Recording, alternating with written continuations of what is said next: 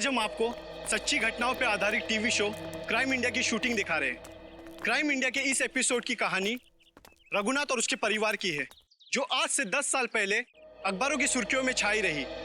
5, 4, 3, 2, 1, action. Welcome friends, आपका स्वागत है क्राइम इंडिया के नए शो में। ये कहानी बहुत ही रोमांचक और रहस्य से भरी है। ये कहानी 10 साल पहले शुरू हुई इस बंगलो से। यहाँ रहते थे मिस्टर रघुनाथ अपने परिवार के साथ। एक खुश परिवार। फिर सारी खुशियाँ एक पल में छिन गईं।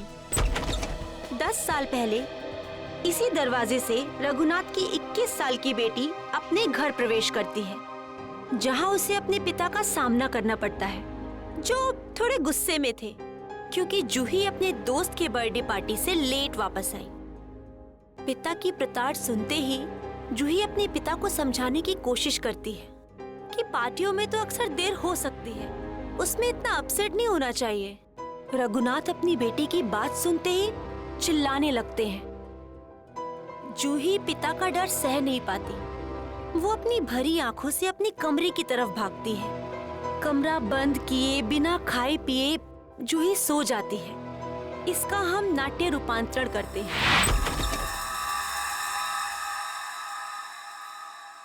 मम्मा,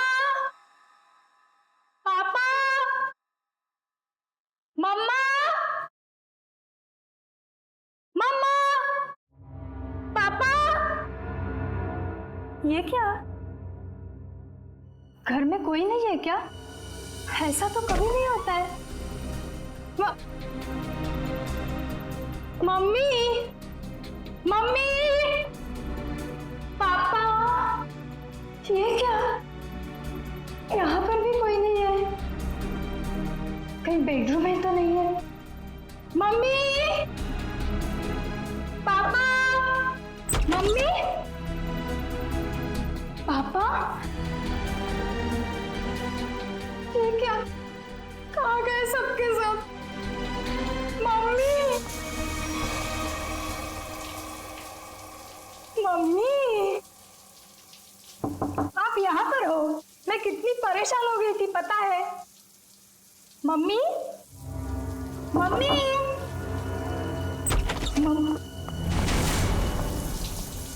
ये क्या?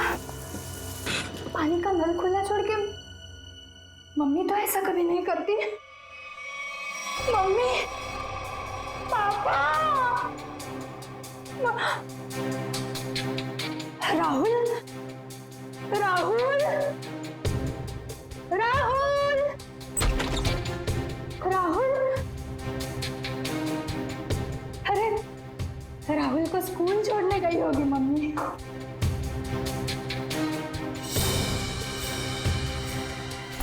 राहुल का स्कूल बैग,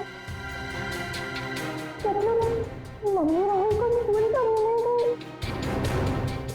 राहुल भी नहीं है। मम्मी, पापा, पापा की गाड़ी।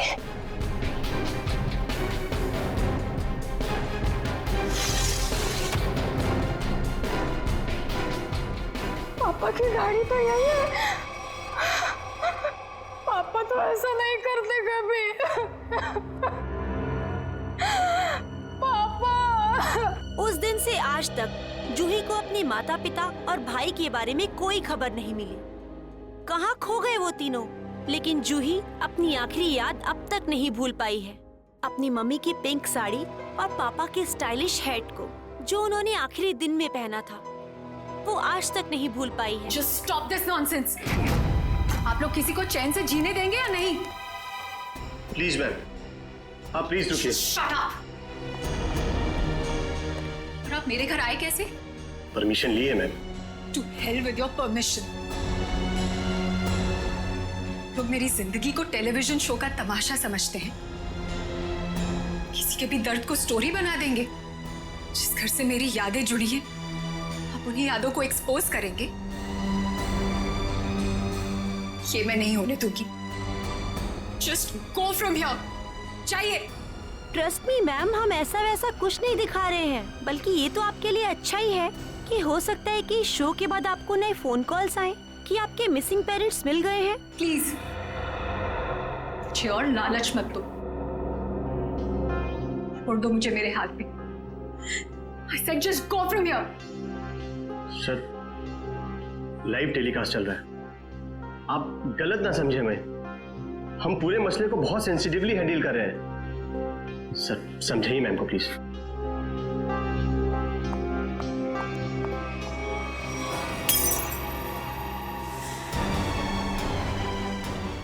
समझाइए ने कि क्या करिए। तुम लोग जाते हो यहाँ से या मैं अपनी जान लूं? छोड़ो मुझे, छोड़ो मुझे, छोड़ो तुम मुझे। आज अपनी जान लेके दिखाऊंगी। उदय, उदय, कितना खून निकल रहा है। बैकअप, चलो चलो चलो, इन्हें हॉस्पिटल लेके चलो। चल चल।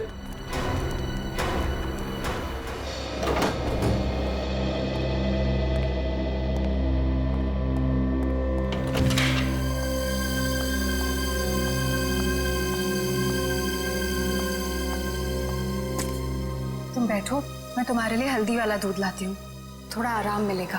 छोड़ो आराम आराम, इतनी फिक्र करती हो तो अपने गुस्से को कंट्रोल में रखना सीखो। मरने मारने पर उतर आई उस वक्त। तो फिर क्या करती? वो लोग मेरे घर वालों की इज्जत के साथ खिलवाड़ कर रहे थे, मेरे जख्म को रेत रहे थे। मेरे इमोशंस को कभी समझते ही नहीं हो। ऐसा नहीं है, नहीं समझता मैं तुम्हारे इमोशंस। जूही, मैंने ही कहा था, बहुत हिम्मत वाली लड़की हो। जिस तरह से तुमने इस दुख को समेटा और जिंदगी को फिर राह पर ले आई, कोई और होता कब का टूट जाता। तुम जैसा हमसफर बहुत नसीब से मिलता है। और तुम जैसा हस्बैंड भी हर लड़की को नहीं मिलता। इसी बात पर दूध नहीं, ग्रीन टी हो जाए। ठीक है, बैठो, मैं अभी लाती हूँ।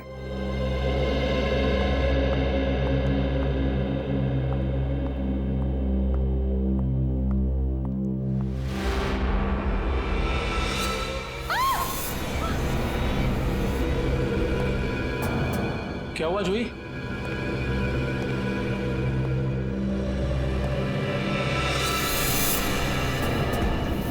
हैट आपके पापा का है, कोई निशानी, कोई पहचान? ये उनका फेवरेट हैट था, मैंने बचपन से उन्हें यही हैट पहनते देखा था।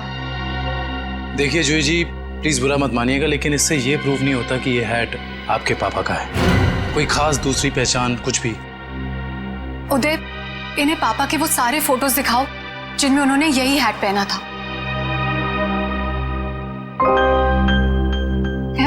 मैं पापा से कई बार कहती थी कि ये हैट पुराना हो गया है, इसे फेंक दो। पापा कहते थे मेरा सर भी पुराना हो गया है, उसे भी फेंक दूं क्या?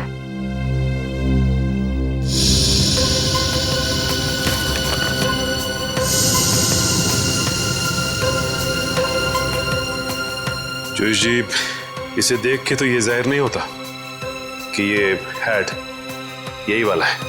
हाँ, ये जरूर पता लगता है कि ये हैट भी इस जैसा ही है। आपको क्या लगता है मैं आपसे झूठ बोल रही हूँ? एक काम कर, जरा आप घर के खिड़की दरवाजे चेक कर। जी सर। जोश जी, आप जो कह रही हैं वो तो हम मान लेते हैं, लेकिन ये हैट यहाँ पे आया कैसे? अपने आप तो नहीं आया। जी सर, किसी ने तो इसे यहाँ रखा ही है। आपको किसी पे शक? नहीं सर, पीछे के सारे दरवाजे और खिड़कियां अंदर से बंद है सर। इसका मतलब जो भी अंदर आया उसके पास मेन डोर की चाबी थी। जूही जी, आपने अपने घर की चाबी किसी और को भी दी है क्या? नहीं तो। हाँ, मुझे याद आया, एक्चुअली कुछ दिन पहले शॉपिंग आर्केड में मेरा पर्स चोरी हो गया था, घर की चाबियां भी उसी में थी। बड़ी लंबी प्लानिंग की गई है, लेकिन 10 साल बाद ये हैट यहाँ रखने का क्या मतलब हो सकता है? पूरा का पूरा परिवार गायब होता और किसी को भी पता नहीं चलता। ऐसे कैसे कोई गायब हो सकता है? सर, पुलिस रिपोर्ट में लिखा है कि ना किसी ने चीखने चिल्लाने की आवाज सुनी, ना ही कोई गोली चलने की आवाज सुनी। सर, जब ये हुआ तब जूही अपने ऊपर वाले बेडरूम में सो रही थी और बाकी के परिवार के लोग नीचे थे, तो अगर शोर शराबा होता तो जूही को जरूर सुनाई देता। एग्जैक्टली। अच्छा, इस वॉचमैन का क्या कहना है? सर, उसने बताया कि उसने ना किसी ऐसे आदमी को और न ही ऐसी किसी गाड़ी को बाहर जाते हुए देखा सर। यहाँ तक कि सर रघुनाथ जी की फैमिली को भी उस घर से बाहर जाते हुए नहीं देखा। सर रिपोर्ट में ये भी लिखा है कि घर में जबरदस्ती अंदर आने का कोई निशान भी नहीं मिला था। सर एक बात समझ में नहीं आ रहा, जब घर के सारे लोग गायब है तो ये जूही कैसे बच गई? वही तो, जूही को क्यों छोड़ा है? सर हो सकता है उसे जानबूझकर किडनैप नहीं किया गया, ये भी कोई साजिश हो। अच्छा, उस हैट पर से कोई उंगलियों के निशान मिले? हाँ सर, उस हैट पे 5 लोगों के उंगलियों के निशान मिले हैं। 2 तो जूही और उसके हस्बैंड के हैं, बाकी के मैच नहीं हुए हैं। जूही और उसके पति की उंगलियों के निशान, हो सकता है 10 साल बाद जब अपने पिता की हैट देखी तो दोनों ने उठाई होगी। सर अखबार की एक कटिंग में लिखा था कि रघुनाथ जी के एक भाई है हिमांशु, जिनसे उनकी ज्यादा बनती नहीं थी। दोनों भाइयों में प्रॉपर्टी को लेकर कोई झगड़ा चल रहा था। अब बाद में हिमांशु ने जूही से कुछ पुराने इन्वेस्टमेंट्स लौटाने के लिए कहा था सर। दया, इस हिमांशु के बारे में पता लगाना पड़ेगा। सर एक और बात पता चली है। क्या? सर जब हम इस केस के फाइल्स लेने गए तो वहां से पता चला कि ये फाइल्स इंस्पेक्टर विजय भी 2-3 दिन पहले लेकर गए थे। इंस्पेक्टर विजय? दया, इंस्पेक्टर विजय तो रिटायर हो चुका है, और फिर भी उसे इस केस में दिलचस्पी क्यों? रिटायरमेंट के बाद में तो केस छोड़ देना पड़ता है। नहीं नहीं नहीं नहीं, ये नहीं हो सकता। या तो रघुनाथ जी का केस सॉल्व होगा या तो रिटायर्ड इंस्पेक्टर विजय डिसॉल्व होगा। ये मेरी भी जिद है। और रंजीत, मैं बहुत नजदीक पहुंच गया हूं। किसी भी दिन कमिश्नर के पास पहुंच सकता हूं। सर्विस के दौरान 99 केस और रिटायरमेंट के बाद ये पहला केस, यानी हो गए पूरे 100। रंजीत, मैं बाद में फोन करता हूं। मैं देख के आता हूं क्या गिरा है।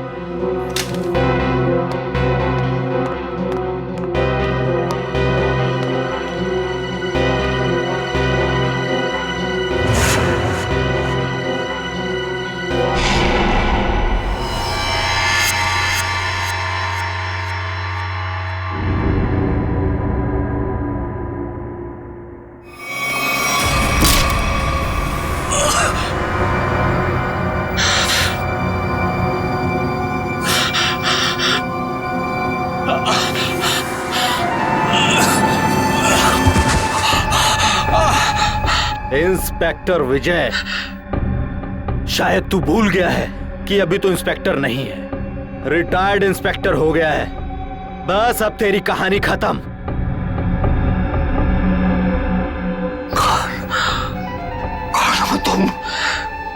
कौन हो तुम? बहुत ठोका था ना मुझे, अभी तक मेरी हड्डियां बोलती हैं। बस अब बस, चार्जशीट भूल जा, फाइल भूल जा। क्यों दबे हुए केस को हवा दे रहा है? बंद कर दे वो केस, बंद कर दे।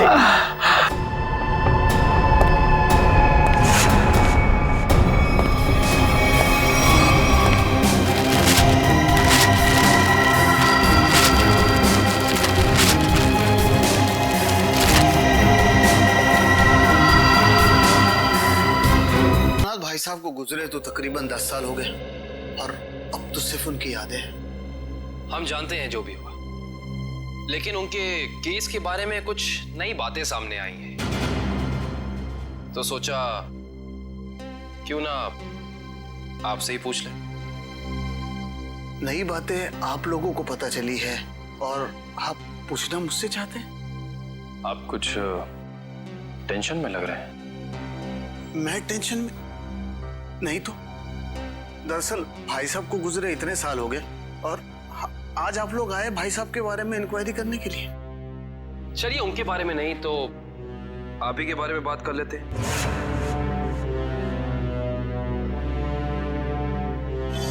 कल दोपहर में कहाँ थे आप? कल ऑफिस में था। ऑफिस? रियली? इसमें हैरान होने वाली क्या बात है?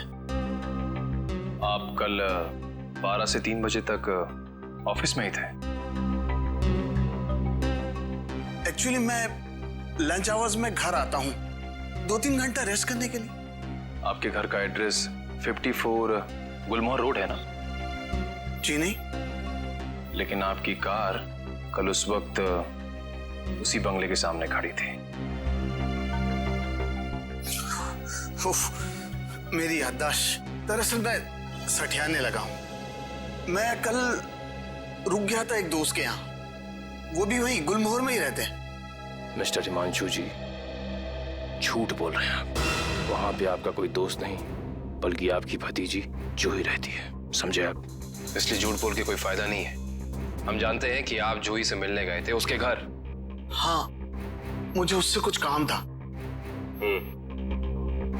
काम था इन्हें? हाँ, फिर आप उससे मिले क्यों नहीं? बल्कि आप तो छिपते छिपाते उसके घर गए, उसके किचन के प्लेटफॉर्म पे उसके पिता रघुनाथ जी की हैट रखी और बड़े आराम से वहां से निकल गए। क्यों? हैट? कौन सा हैट? मिस्टर हिमांशु, आपको लगता है कि आप ऐसी गोल गोल बातें करके सीआईडी से बच सकते हैं? कसम से, ना तो मैं भाई साहब की किसी हैट के बारे में जानता हूं और ना ही उनके लापता होने के बारे में। हिमांशु जी, ये क्या है?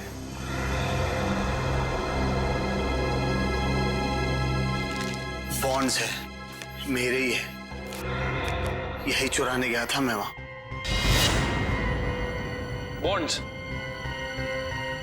हिमांशु जी, आप अपने ही बॉन्ड्स चुराने गए थे? मिस्टर हिमांशु, आप क्या बचपन से ही ऐसी बेफिजूल की पहेलियां बुझाते रहते हैं? पहली नहीं, सच कह रहा हूं। मैंने और भाई साहब ने मिलकर इन्वेस्ट किया था इनमें, लाखों के हैं। भाई साहब लापता हो गया और जूही कब्जा करके बैठ गई, दे ही नहीं रही थी। क्या करता, अपनी ही चीज चुरानी पड़ी। हिमांशु जी, चलिए मान लिया एक पल के लिए कि आप सच बोल रहे हैं, लेकिन मैं सच ही कह रहा हूं।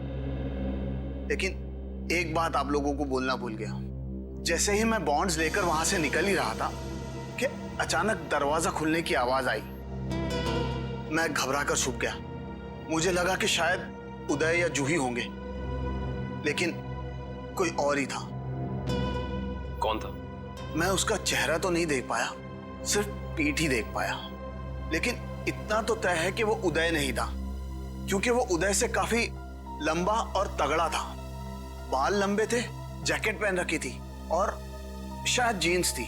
अच्छा, और कोई खास बात याद है आपको? कोई खासियत, जैसे उसे भीड़ में देखे तो पहचान लें? हाँ, उसके शूज क्रोकोडाइल लेदर के थे। Crocodile leather?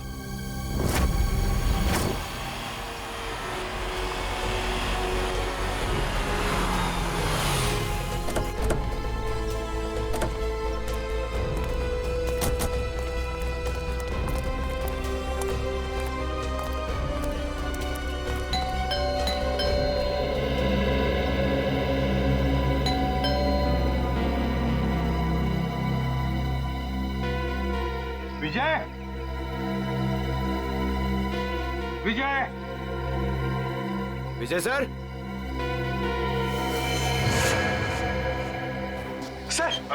सर दरवाजे में से धुआं आ रहा है सर। माय गॉड, दुष्यंत दरवाजा खोलो। विजय, विजय, विजय, विजय,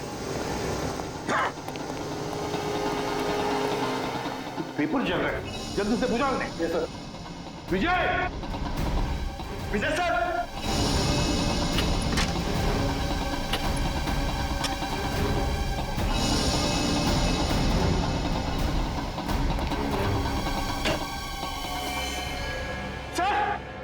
सर जल्दी आइए। क्या हुआ पंकज? Oh my god. विजय,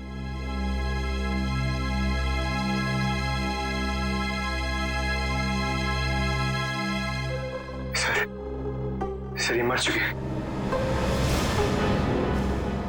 सिर पर वार किया है, गोली भी चली है सीने में। सर, दो गोलियां लगी हैं। My God.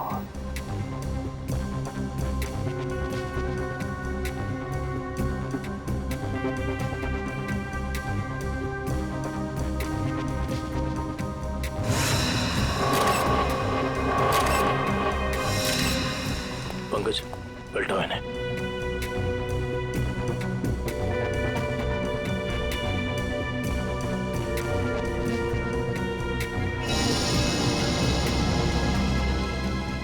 सर ये कैसे हो सकता है सर? विजय जी इतने सीनियर और एक्सपीरियंस ऑफिसर हैं, फिर इन्हें इन्हीं के घर में गोली मार दी। जिसने भी किया है पंकज, जो खिड़की का शीशा तोड़ा, बोल्ट नीचे किया, खिड़की खोलकर अंदर आके यहाँ चुप कर बैठा होगा। शायद आवाज सुनकर विजय इस कमरे में आया तो उसने विजय के सिर पर वार किया और फिर 2 गोलियां भी डाल दी। सर लगता है कि खूनी और विजय जी की कोई पुरानी दुश्मनी थी, इसीलिए रिटायरमेंट के बाद मौका मिलते ही इन्हें मार डाला। ये भी तो हो सकता है ना दुष्यंत कि विजय किसी मुजरिम के लिए खतरा बन गया था, शायद उसी ने किया हो। ढूंढो इस कमरे को अच्छी तरह, एक एक कोना छानो। और पंकज, कुछ ना कुछ तो मिलना चाहिए, ढूंढो अच्छी तरह से।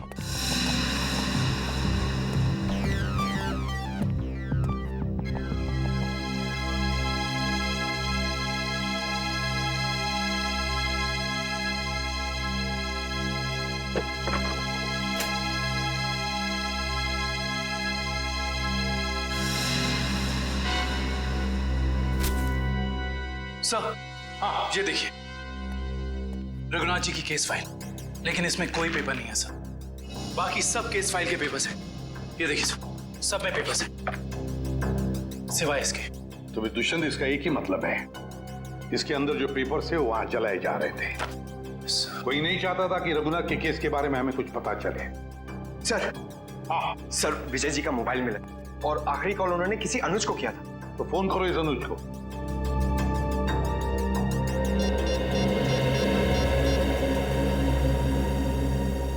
हेलो अनुज कुल्फी वाले? अरे यार, मैंने 10 कार्टन मलाई कुल्फी बोली थी, क्या हुआ? अभी तक भिजवाई क्यों नहीं? क्या कुल्फी वाले नहीं हो? तो फिर कौन हो तुम? मॉडल? मॉडल है? मॉडल अनुज? मॉडल और पुलिस वाले का क्या कनेक्शन हो सकता है? सर कनेक्शन ये है कि आज से 3 साल पहले तक जूही मेरी गर्लफ्रेंड थी और 10 साल पहले जूही का पूरा परिवार गायब हो गया था। और इंस्पेक्टर विजय को यह लगता था कि शायद मैं उनके गायब होने के बारे में उन्हें कुछ इंफॉर्मेशन दे सकता हूं। तो क्या कहा तुमने इंस्पेक्टर विजय को? कुछ नहीं सर, मैंने उन्हें वही कहा जो मैं पहले से कहता आ रहा हूं कि मैं कुछ नहीं जानता। तुम्हें कुछ नहीं पता? पंकज, अरे ये किधर जा रहे हैं आप लोग? तुम्हारे घर की तलाशी ले रहे हैं। अच्छा अनुज, ये बताओ कि जूही के घर से उसके पिता की हैट मिली है, इतने दिनों बाद वो हैट वहां कैसे आई? सर मैं आपसे सच कह रहा हूं, ना तो मैं किसी हैट के बारे में जानता हूं और ना ही किसी गायब हुए परिवार के बारे में। अनुज, तुम्हारे और जूही के परिवार एक दूसरे को अच्छी तरह से जानते थे और फिर भी तुम कह रहे हो कि तुम्हें कुछ नहीं मालूम है? चलो ठीक है, तो अब बताओ, कल दोपहर को कहां थे तुम? कल मैं अपने एक फ्रेंड के एग्जीबिशन की ओपनिंग में गया था। फ्रेंड की एग्जीबिशन की ओपनिंग में गए थे? अच्छा। सर इसके घर में तो कुछ नहीं मिला और वो जूते भी नहीं जिसके बारे में हिमांशु ने हमें बताया था। अनुज, तुम होशियार बनने की बहुत कोशिश करते हो, मगर हो नहीं। फिर से मुलाकात होगी।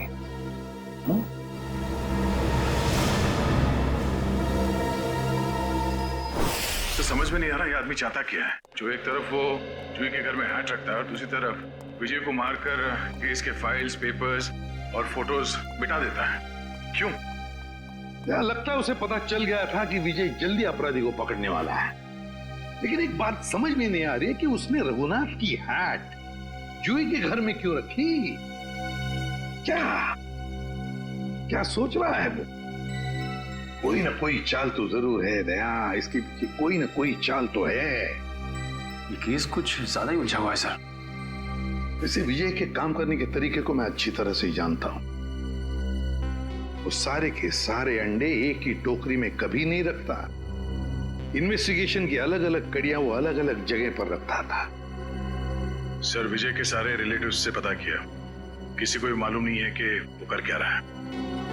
उसके मोबाइल से कुछ पता चला? नहीं सर, कुछ पता नहीं चला। वे देखना पड़ेगा मौत के कुछ दिन पहले विजय कहां कहां गया था, किस किस से मिला था। सर इंस्पेक्टर विजय के घर पे हमें जो जले हुए कागज के टुकड़े मिले थे उनमें से ये टुकड़ा आधा जला हुआ है और इस पर नवदीप गराज लिखा हुआ है। नवदीप गराज? दया, विजय ने ये नाम ऐसे नहीं लिखा है। जरूर इस गराज का इस रघुनाथ के केस से गहरा संबंध है। जरूर कोई ना कोई गहरा संबंध है। विजय सर हाल ही में एक सेकंड हैंड कार के बारे में पूछने आए थे। Second hand car? जी हाँ, एक व्हाइट कलर की सेडान कार बेची थी 10 साल पहले। विजय सर उसी के बारे में पूछने आए थे। उस गाड़ी के कोई रिकॉर्ड्स या पेपर्स होंगे आपके पास? जरूर सर, हम रिकॉर्ड हमेशा पक्का रखते हैं। गाड़ियों का मामला है, क्या पता कब कोई चोरी की निकल आए। शेखर, वो जरा गाड़ियों की सेल डिटेल की फाइल लेके आना। याद है ये गाड़ी किसने खरीदी थी? जी हाँ, कोई गिरीश साहब थे, उन्होंने खरीदी थी। ये लीजिए सर। ये लीजिए, ऊपर ही रखे हुए हैं। विजय सर को दिखाने के लिए ही निकाले थे।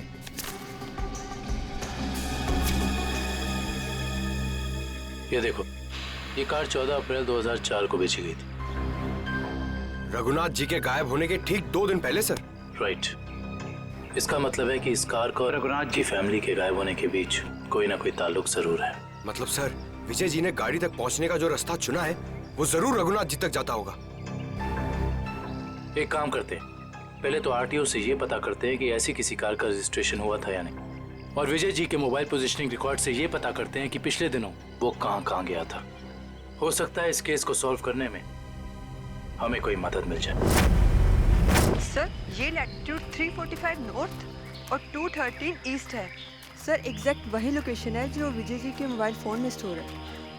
सर, विजय जी इस जंगल में यहाँ आए थे, लेकिन उन्हें यहाँ मिल के सकता था। करण, वो जरूर इस केस से जुड़े हुए कुछ सबूत ढूंढने के लिए यहाँ आया। ये भी तो हो सकता है कि वो उस सफेद गाड़ी के पीछे आया हो। लेकिन सर, ये जंगल बहुत दूर तक फैला हुआ है, कई किलोमीटर तक। ऐसे में इस जंगल की कॉम्बिंग कर पाना थोड़ा मुश्किल होगा सर। हाँ, मुश्किल हो सकता है, मगर नामुमकिन भी तो नहीं। दिव्या, ये कितना एरिया छान मारा था उसने? सर, यहाँ से 200 मीटर के घेरे में। 200 मीटर? बस तो फिर फैल जाओ चारों तरफ।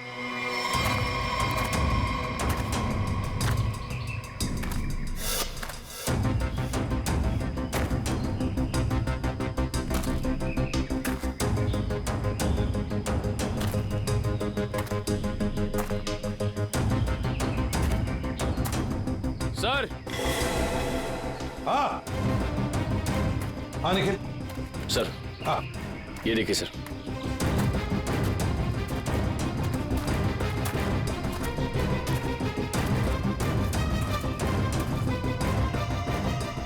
MS01 Y 5371। सर, ये तो वही सफेद कार है जो उस गैरेज से बेची गई थी। देखो जरा, गाड़ी साफ करो अच्छी तरह से।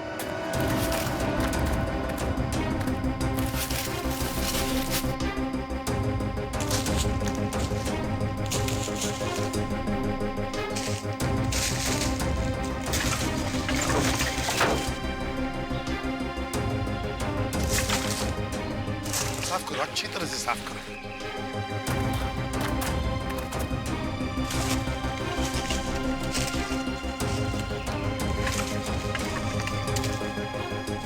सर। हाँ सर, ये गाड़ी इतनी ऊपर खाई से नीचे गिरी कैसे होगी? एक्सीडेंट हुआ होगा। मगर सर, अगर जूही का परिवार इस गाड़ी में था तो इस गाड़ी में कुछ तो होना चाहिए, कंकाल वगैरह। पूरी गाड़ी खाली है सर। सर, 10 साल हो गए, कीड़े सब खा गए होंगे अंदर। हाँ, मगर केविन, कुछ तो मिलता, कुछ तो मिलता है ना। एक काम करो, ये गाड़ी के अंदर जितने भी धूल मिट्टी है सब इकट्ठा करो। करण, जाकर वैक्यूम क्लीनर लेके आओ। सर, ऐसा भी तो हो सकता है कि वो लोग कभी गाड़ी में थे ही नहीं। केविन, ये भी तो हो सकता है कि गाड़ी के अंदर जितने भी परिवार वाले थे उनकी लाशों को कहीं और फेंक दिया और गाड़ी को यहाँ खाई में लाकर नीचे ढकेल दिया।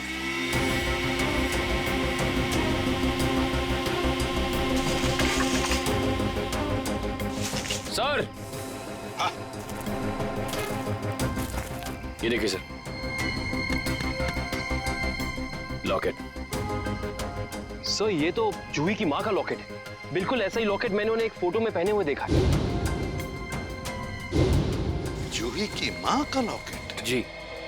फिर इसका एक ही मतलब हो सकता है कि जूही के परिवार वालों को इसी गाड़ी में लाया गया और फिर उनकी लाशों को कहीं और ठिकाने लगा दिया और गाड़ी को यहाँ इस खाई में लाके ढकेल दिया ताकि कोई सबूत न रहे।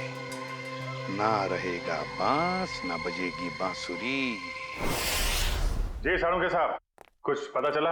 अरे यार अभिजीत, ये बात गलत है यार। आते ही धन्य से सवाल कर देते हो। मैं यार आए हो, हाल चाल पूछो, अपने बताओ। मतलब हाल चाल? अरे हाल चाल पूछने वाला था सर। कैसी है तारिका जी? अरे भाई साहब, मैं अपने बारे में बात कर रहा हूँ भाई। मेरे भी तो हालचाल पूछ सकते हो ना यार। आपके? हाँ, क्यों? हाँ, क्यों नहीं।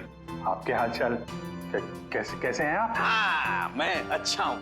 ये हुई ना बात। अब आओ पूछो। अरे आए हो, हालचाल पूछो, हाय हेलो करो, काम तो होता ही रहता है, बताएंगे ही ना। अब बताओ क्या पूछ रहे थे तुम? ये जो धूल मिट्टी मिली थी कार में से, हाँ, इसमें से आपको कुछ मिला? हाँ विजय, इस मिट्टी में से हमें एक नाखून का टुकड़ा मिला और कुछ बाल मिले। उनमें से एक बाल किसी 40 साल की महिला का है और ये नाखून का टुकड़ा किसी 10-12 साल के बच्चे का है और इन दोनों का रिकॉर्ड नहीं है हमारे पास। जरूर ये जूही की माँ और उसके भाई का होगा। और बाकी बाल के टुकड़ों का अभी भी टेस्ट चल रहा है। रिपोर्ट लेने गई है श्रेया। सर, पता चला है कि रघुनाथ जी की फैमिली के गायब होने के कुछ दिन पहले ही उन्होंने अपने खास एम्प्लॉय मुकेश को नौकरी से निकाल दिया था। मुकेश? कहीं सबके पीछे इस मुकेश का हाथ तो नहीं? सर, जो बाल के टुकड़े टेस्ट के लिए गए थे उनमें से एक बाल का डीएनए मैच हो गया है। किसका? भानु नाम है उसका। अंडरवर्ल्ड का कॉन्ट्रैक्ट किलर है, सुपारी लेके मर्डर्स करता है और कई मर्डर केसेस भी चल रहे हैं उस पर। भानु?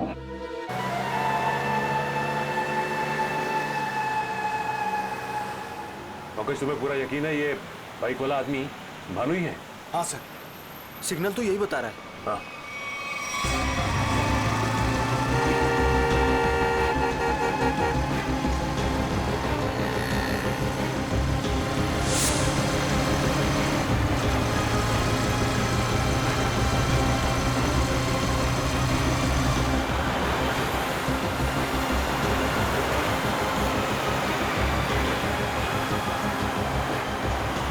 अचानक गायब कहाँ हो गया? दिखाई नहीं दे रहा। Oh my God! सर, गोली चली आप।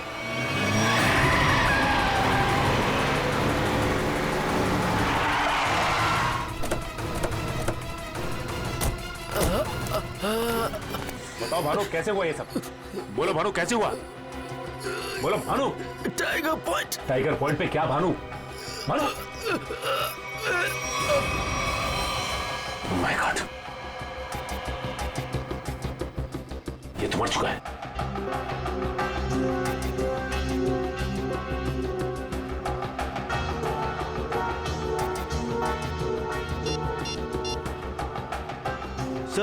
सर, इसके मोबाइल में एक अनआइडेंटिफाइड नंबर से मैसेज आया था।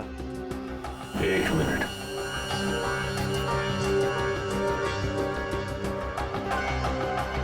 मैसेज?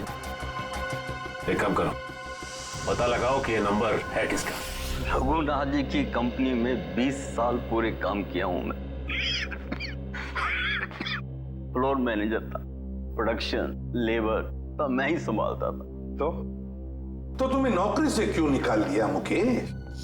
जी सच तो ये है कि दोनों पार्टनर्स में यानी कि कुमार साहब और रघुनाथ जी के रिश्तों में दरार आ गई थी। दरार? इस दरार की वजह क्या थी?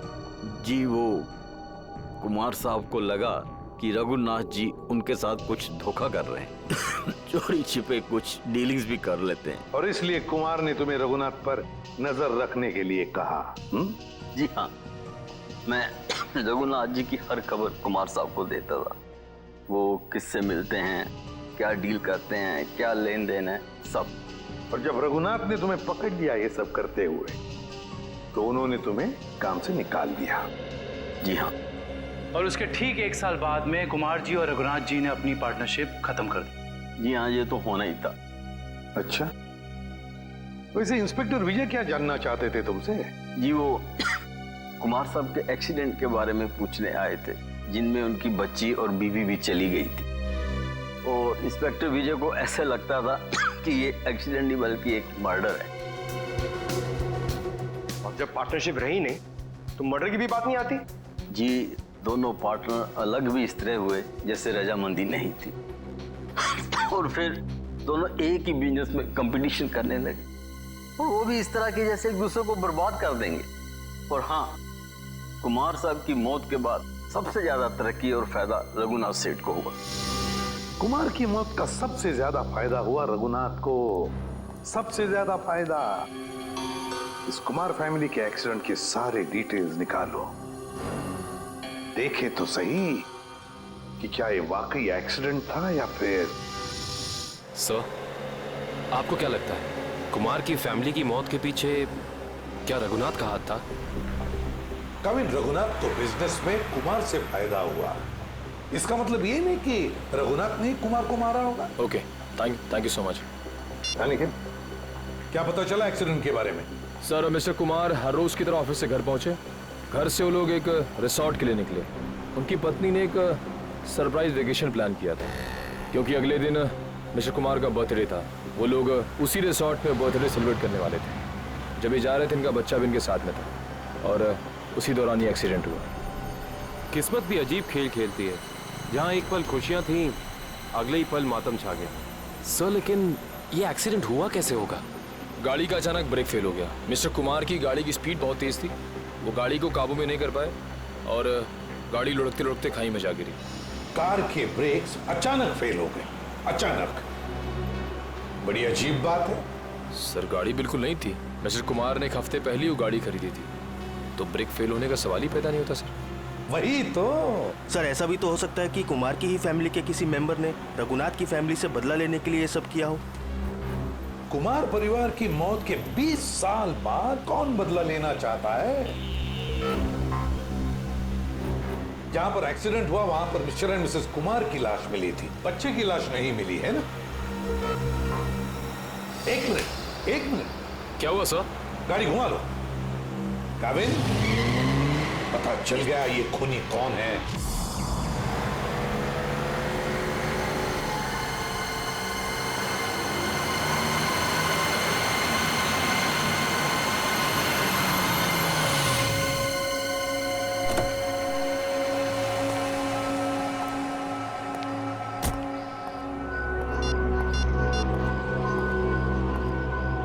हेलो, हाँ मैं पहुंच गया हूँ 42 माइलस्टोन के पास।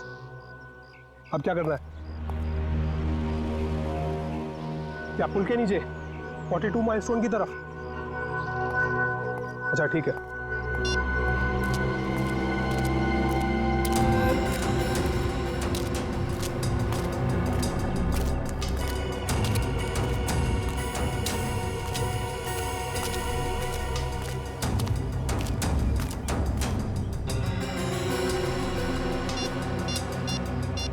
हेलो, हाँ आप किधर आना है? ये लेफ्ट राइट क्या लगा रखा है? पागल समझ रखा है क्या?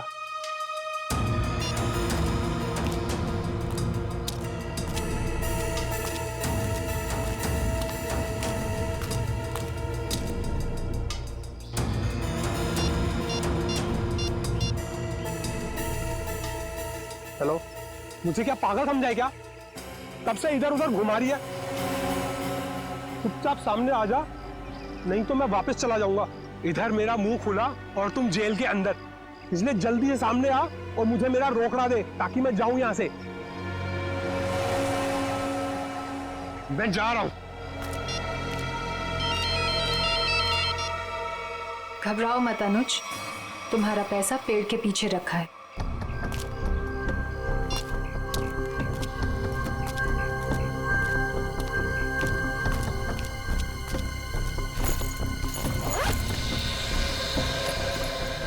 वाह रे वाह, क्या तकदीर है मेरी।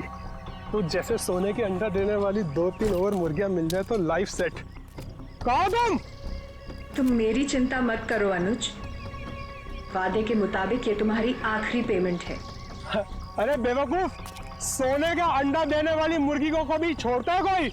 अनुज भूलो मत, तुमने वादा किया था। अरे एक ब्लैकमेलर की बात पे तुमने यकीन कर लिया। चलो, थैंक यू।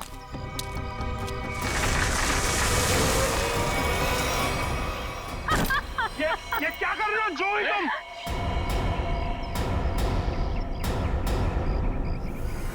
तुम क्या समझते हो अनुज? तुम मुझे ब्लैकमेल करते रहोगे और मैं सहती रहूंगी? हमसे उस्तादी बहुत भारी पड़ेगा तुमको। Shut up. यहाँ वही होगा जो मैं चाहूंगी। सोचो अनुज, अगर मैं तुम्हारा मर्डर करवा दूं, तुम्हारे टुकड़े टुकड़े करके चील कौओं को डलवा दूं, तो यहाँ तो किसी को इस बात की हवा तक नहीं होगी। जैसा तुमने अपनी फैमिली के साथ किया था। एक बात याद रखना, जो आदमी शर्ट सिलवाता है वो उसके अंदर बटन की जगह भी छोड़ता है। अगर मैं मरा तो मेरा एक पैकेट सीआईडी को पहुंच जाएगा और फिर तेरा डम डम डिगा डिगा। Just shut up। तू क्या समझता है? तू झूठ बोलता रहेगा और मैं मानती रहूंगी? तू जैसा लालची इंसान अपने नुकसान के लिए कुछ नहीं करेगा। ये क्या है ये? जुई, ट्रिगर दब जाएगा, इसको नीचे कर। जुई, तमंचे को नीचे कर प्लीज, इसको अंदर डालो। ट्रिगर दब जाएगा जुई।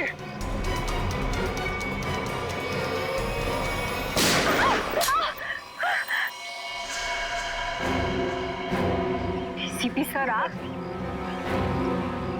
तो आखिर आपको पता चल ही गया। खिलौना तुम्हारे हाथों में अच्छा नहीं लगता।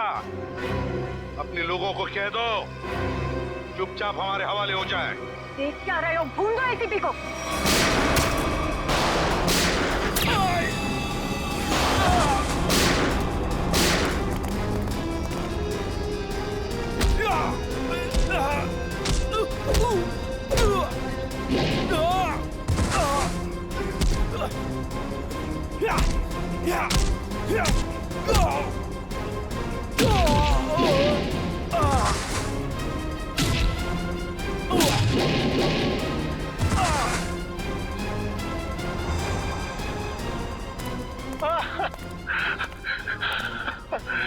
नहीं सर, मैं छोटा मोटा ब्लैकमेल हूँ सर।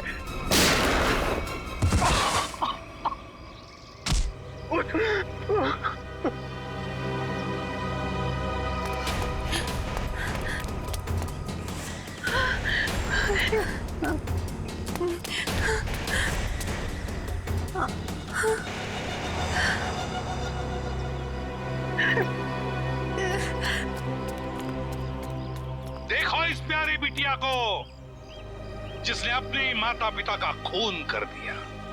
बताओ क्यों मारा तुमने अपने माता पिता को? वो मेरे माता पिता नहीं थे, उन्होंने सिर्फ मुझे गोद लिया था। मेरे असली पापा मिस्टर कुमार थे, जिनकी मौत एक कार एक्सीडेंट में हुई, और वो एक्सीडेंट रघुनाथ ने करवाया था। और अपनी माता पिता की मौत का बदला लेने के लिए तुमने रघुनाथ और उसकी बीवी को मारने का प्लान बनाया, और उसके लिए तुमने भानु को पैसे भी दिए, है ना? हाँ, और भानु ने उस काम को पूरा अंजाम दिया। उसके बाद तुमने भानु के हाथों विजय जी को मरवा दिया और फिर भानु को भी अपने रास्ते से हटा दिया। हाँ, क्योंकि मैं अपने खिलाफ कोई सबूत नहीं छोड़ना चाहती थी। तो सारे इल्जाम अनुज पर आ जाए, है ना? और अनुज, तुम जूही के घर पे रघुनाथ जी की हैट रख के तुमने एक बंद केस को खोल दिया। चोर चोर मौसेरे भाई, वाह रे वाह। लेकिन एक बात याद रखना, मुजरिम चाहे कितना भी चालाक हो, उसका आखिरी ठिकाना तो जेल की चार दीवारी में भी होता है। अब जेल की सलाखों के पीछे सड़ते बैठना फांसी का ऑर्डर आने तक।